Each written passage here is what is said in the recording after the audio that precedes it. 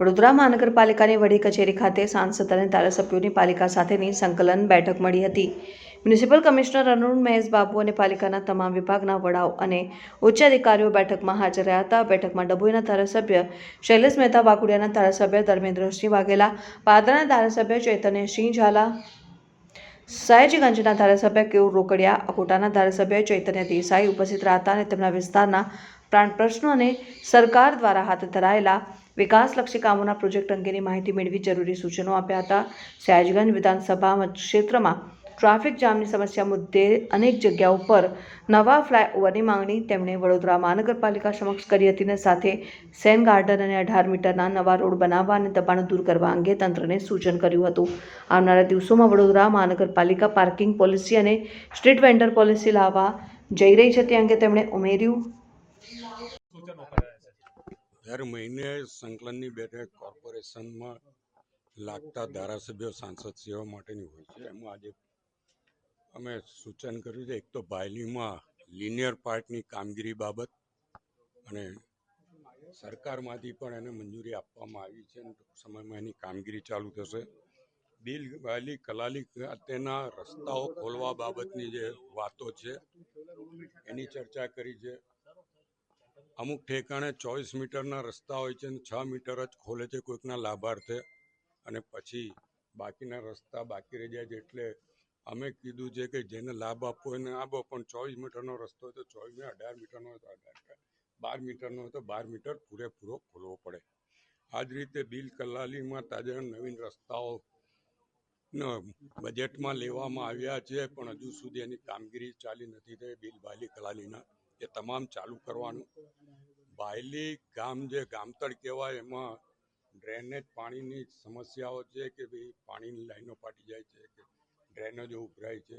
આ બાબત તમામ નવી લાઈનો નાખવા બાબતની રજૂઆત કરી છે અને સૌથી અગત્યની બાબતોમાં છેલ્લા કેટલાક વખતથી TP3માં જે ગેરકાયદેસર બાંધકામોનું આવે છે, અમારા પૂર્વ કોર્પોરેટર વિજયભાઈ પવારે વારંવાર લેખિતમાં રજૂઆતો કરી છે, RTI માંગી છે.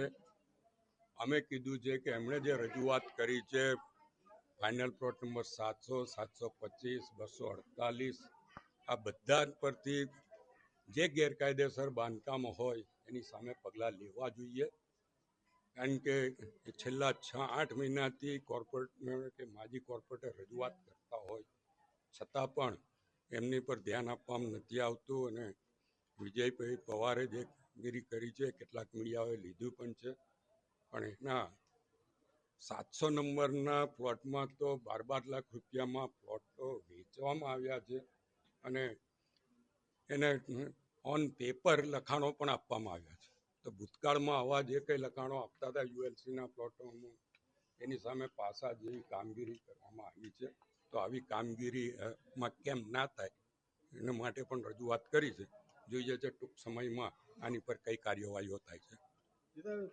તળાવ જોવા માટે અહીંયાથી ટીમ જવાની છે. બિલની ડિઝાઇન પણ તળાવની થઈ ગઈ છે અને સરકારમાંથી પણ અહીંયા તળાવો માટે પ્રાયોરિટી આપવાની વાત કરી છે. એટલે તળાવોની કામગીરી ટૂંક સમયમાં જોરશોરથી વડોદરા શહેર અને જે કોર્પોરેશનની હદમાં અમારા ગામો આવેલા છે તમામના થશે એવી ખાતરી આપે. કોન્ટ્રાક્ટર એ જ કોન્ટ્રાક્ટર છે જેને કપૂરે તળાવ બનાવેલો છે, તેનું કપૂરે તળાવ બનાવે તકલાદું કામ હતું. કોન્ટ્રાક્ટરોની બાબત અમને ખબર નથી હોતી કારણ કે અમે જિલ્લાના ધારાસભ્યો છે એટલે કોર્પોરેશનમાં અમારું રેગ્યુલર કામ નથી હોતું. આજ રોજની VMCની સંકલનની બેઠકમાં પાદરા વિધાનસભામાં આવતા સેવાસી, સોનારકુઈ અને ખાનપુર જ્યાં નવું ડેવલપમેન્ટ થઈ રહ્યું છે, પરંતુ ત્યાંના રહીશોએ એ વરસાદી કાંસ માટે, વરસાદીના પાણીના નિકાલ માટે અને ગટરના પાણીના નિકાલ માટે ઘણા પ્રશ્નો હોય છે, ઝઝૂમવું પડે છે, તેમની રજૂઆતો હોય છે. તો આ પ્રશ્નોના નિરાકરણ એ તાત્કાલિક ધોરણથી આવે અને ભવિષ્યમાં જે કોઈ પરવાનગી આવે તો ત્યાંના રહીશો માટે વરસાદી કાંસની વ્યવસ્થા, ડ્રેનેજની વ્યવસ્થા, રોડ રસ્તા અને લાઇટની વ્યવસ્થા ને પ્રાથમિકતા આપવામાં આવે તેના માટે રજૂઆત હતી. સાથે સેવાસીમાં નવીન ઓડિટોરિયમ અને તળાવ ડેવલપમેન્ટનું કામ કરવા માટેની રજૂઆત હતી. તેની સાથે જ પાદરાથી વડોદરા આવતા ટ્રાફિકનો પ્રશ્ન ખૂબ જ જટિલ બની ગયો છે. તો તેનું તાત્કાલિક ધોરણે સમન્વય સ્ટેટસને બાંકોની વચ્ચે જે નાળું આવેલું છે તે નાળું પહોળું કરવામાં આવે અને બને તેટલો માર્ગ પહોળો કરીને ટ્રાફિક સમસ્યા હલ કરવામાં આવે અને તેના માટે પાદરા ભાયલીથી લઈને અટલાદરા સુધી ફ્લાયઓવર બનાવવા માટેની રજૂઆત હતી, જે બજેટમાં મંજૂર થઈ ગયેલી છે.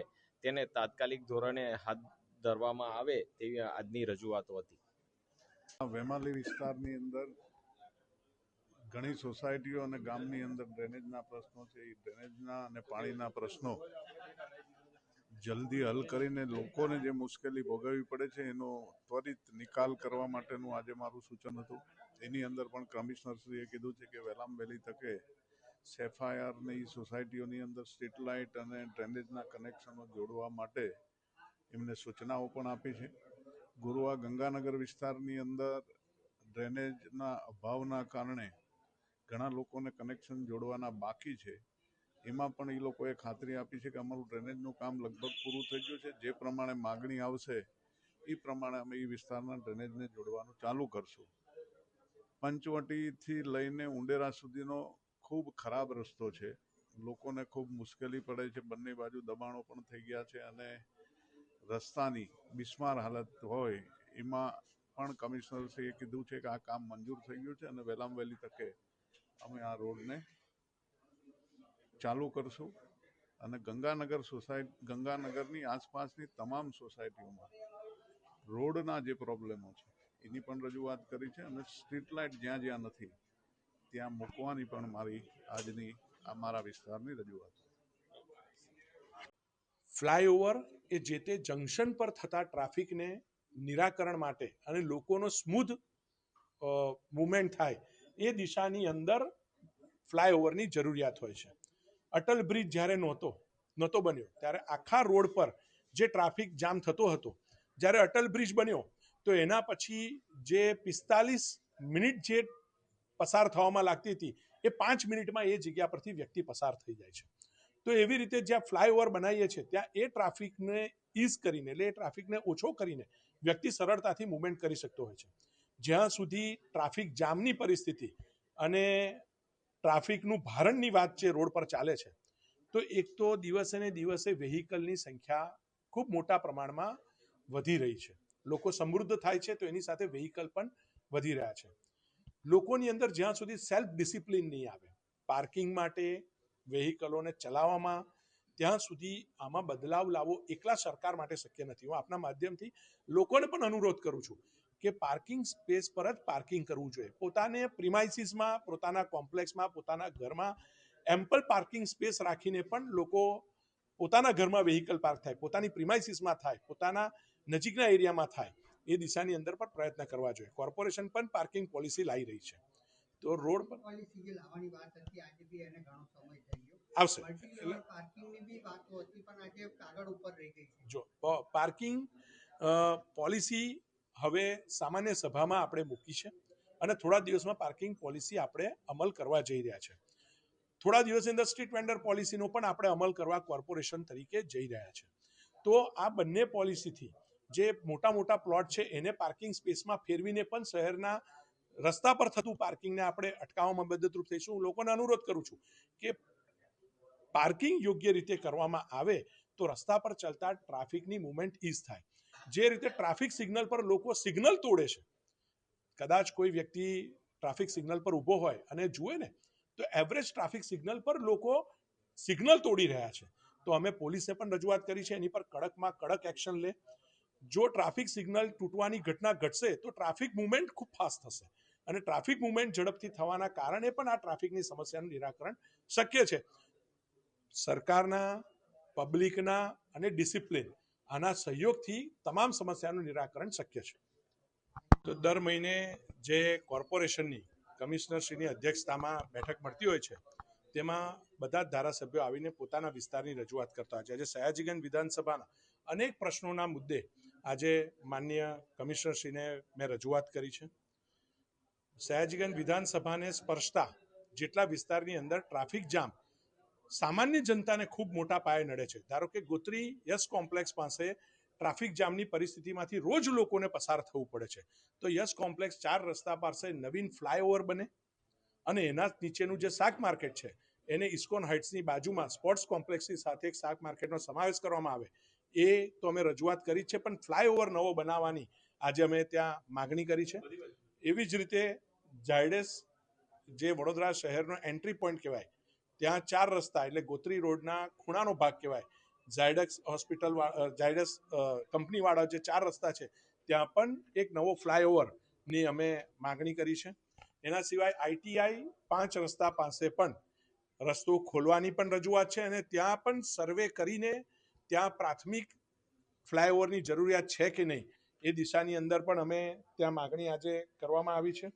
TP 54ની અંદર પૈસા ભરવાની પણ ટીપીની માપણી માટેના પૈસા ભરવાની પણ આજે રજૂઆત અમે કરી છે.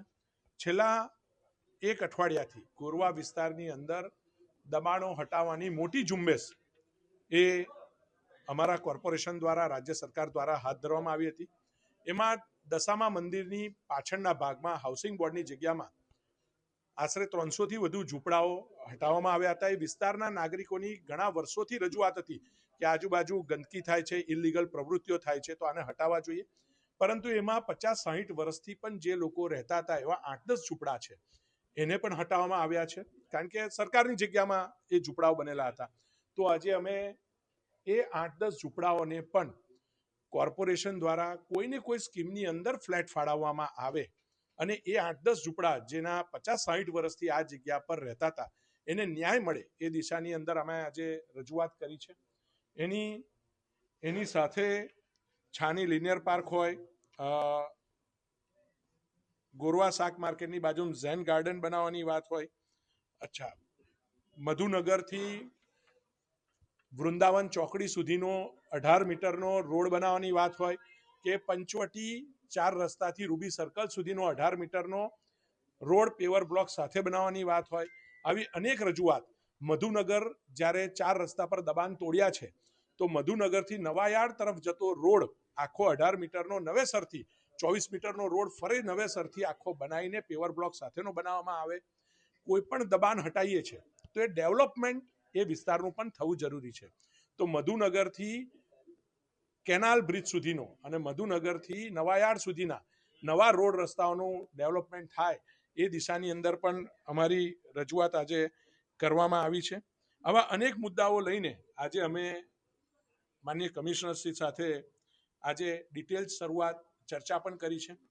અલગ અલગ શહેરના ભાગની અંદર નવા સ્વિમિંગ પુલ, નવા સ્પોર્ટ્સ કોમ્પ્લેક્સ, નવી યુટિલિટીઝ માટેની પણ આઇકોનિક વસ્તુઓ મોડલ રોડ, આવા અનેક વિષય પણ આજે પ્રેઝન્ટેશન સાથે કમિશનરશ્રીએ અમારી સાથે બતાવવામાં પણ આવ્યું છે.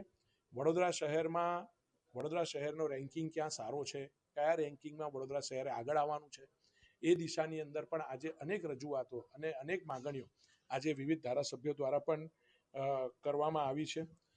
ગોરવા ઉંડેરા તળાવ અને બોરિયા તળાવ આ બંનેનું ડેવલપમેન્ટ થાય અને એને પણ જે તળાવોના પ્રોજેક્ટ છે 11 એને વધારીને 13-14 તળાવો કરવામાં આવે અને બંને તળાવોનું ડેવલપમેન્ટ પણ અંદર લઈ લેવામાં આવે એ દિશાની અંદર પણ આજે રજૂઆત કરી છે.